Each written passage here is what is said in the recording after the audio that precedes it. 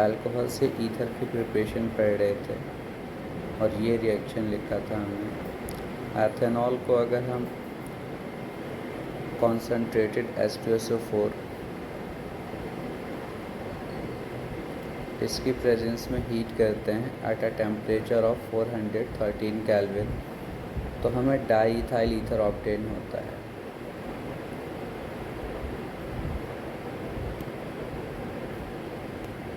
With the removal of water आपका यहाँ से रिमूव हो जाता है।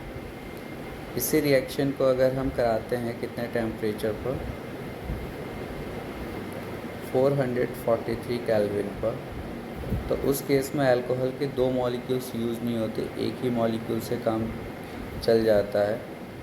और 443 केल्विन पर H2SO4 की प्रेजेंस में एथेनॉल ईथर में कन्वर्ट ना होके एल्कीन में कन्वर्ट होता है।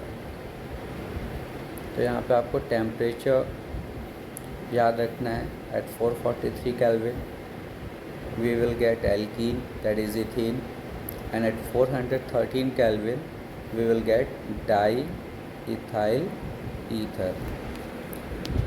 अब हमें इसकी मैकेनिज़्म देखनी है, अब वो इम्पॉर्टेंट है 2 मार्क्स में। एक तो 413 केल्विन इसकी मैकेनिज़्म पूछी जाती तो ऑलरेडी हम कर चुके हैं।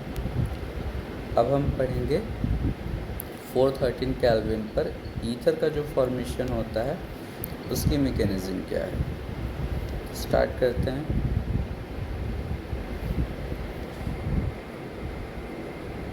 मैकेनिज़्म, हमें पता है कि किसी भी रिएक्शन में, किसी भी ऑर्गेनिक रिएक्शन में अगर हम एसिड का यूज़ करते हैं, फॉर एग्ज़ाम्पल यहाँ पे सल्फ्यूरिक एसिड है, तो फर्स्ट स्टेप में कहीं ना कहीं प्रोटोनेशन होता है।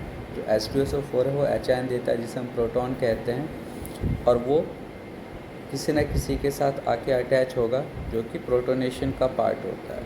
तो फर्स्ट स्टेप में H का जुड़ना होगा। अब यहाँ पर क्योंकि हमने अल्कोहल के 2 मॉलिक्यूल्स लिए हैं, तो फर्स्ट स्टेप में जो पहला वाला मॉलिक्यूल है वो H के साथ में रिएक्ट करेगा, या उसका आप कह सकते हो प्रोटोनेशन होगा। अल्कोहल में ऑक्सीजन पे लोन पेयर्स होते हैं, तो वो इस H को एक्सेप्ट कर लेंगे, and we will get CH3 CH2 OH। Oxygen 2 bond बनाता है इन नॉर्मल कंडीशन। अपने इलेक्ट्रॉन पेयर यूज़ करके अगर किसी के साथ अटैच होगा तो उस पर आ जाएगा plus charge. Now in second step number 2, अब क्योंकि आप देख सकते हो कि इस ऑक्सीजन पे प्लस का चार्ज आ गया है, तो ये अपने प्लस चार्ज को न्यूट्रलाइज करने के लिए पूरे वाटर के मॉलिक्यूल को लेकर चला जाएगा। लेकिन अब ये होगा कैसे, तो ये तो आपका एक अच्छा लिविंग ग्रुप बन चुका है, मतलब इसमें टूटने वाला एक पार्ट क्रिएट हो गया है। तो जो दूसरा अल्कोहल का मॉलिक्यूल है अब आएगा, क्योंकि हम ईथर जब बनाते हैं तो वहाँ पे 2 मॉलिक्यूल्स लेते हैं अल्कोहल के। तो एक तो ये जो अभी यूज़ नहीं हुआ है, दूसरा जिसका प्रोटोनेशन हो चुका है, दैट मीन्स ये वाला मॉलिक्यूल। ठीक है, यहाँ पर मैं इसे दोबारा लिख रहा हूँ, CH3 CH2 O। I hope यहाँ पे किसी को कोई कन्फ्यूज़न नहीं हो रहा हो कि ये मॉलिक्यूल कहाँ से आ गया, क्योंकि स्टार्टिंग में ही हमने बात किया था कि हम अल्कोहल के 2 मॉलिक्यूल्स लेते हैं। तो फर्स्ट वाला मॉलिक्यूल यहाँ पे आपका H से रिएक्ट करके इसमें कन्वर्ट हो गया था। सेकेंड मॉलिक्यूल अभी एज इट इज़ है, तो उसका अब हम यूज़ कर रहे हैं। अब यहाँ पे देखते हैं क्या होगा। जैसे मैंने बताया कि इस ऑक्सीजन पे प्लस चार्ज है, तो ये इस पूरे वाटर को लेके चला जाएगा। जब यहाँ से बॉन्ड ब्रेक होगा, दोनों इलेक्ट्रॉन्स लेके ऑक्सीजन जाएगा, तो इस कार्बन पे आप समझ सकते हो प्लस चार्ज क्रिएट होगा। दिखाना नहीं है, मैं बस आपको समझा रहा हूँ। तो प्लस चार्ज जैसे ही इस पर क्रिएट होगा, ये जो ऑक्सीजन है जिस पे लोन पेयर्स हैं वो इसके साथ अटैच हो जाएगा। ये सबसे इम्पॉर्टेंट स्टेप है, और ये SN2 मैकेनिज़्म है। कैसा SN2?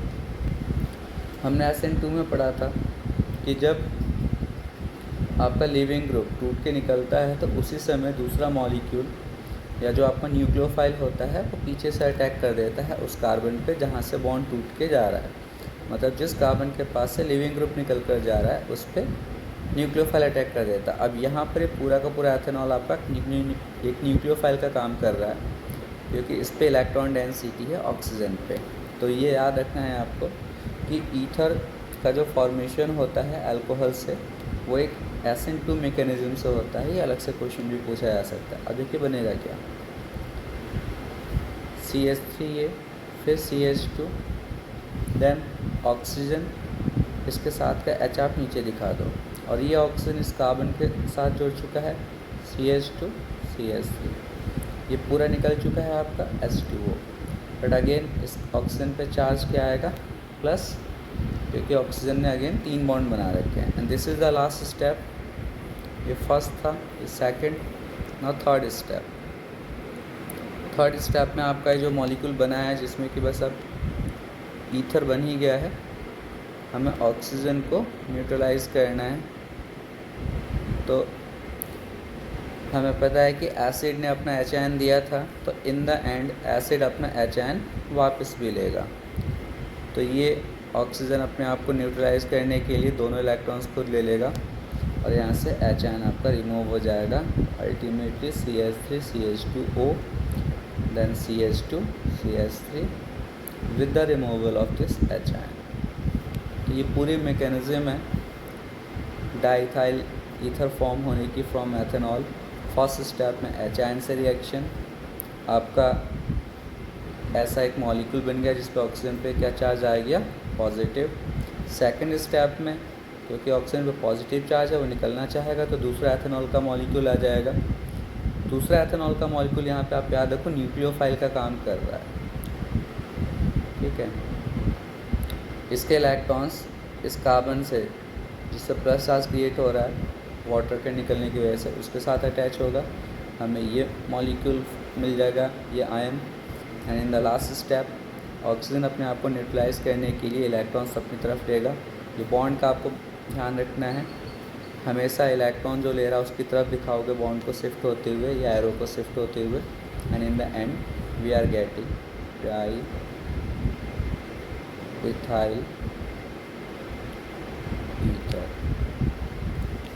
अब आप सिमिलर रिएक्शन प्रैक्टिस के लिए कर सकते हो।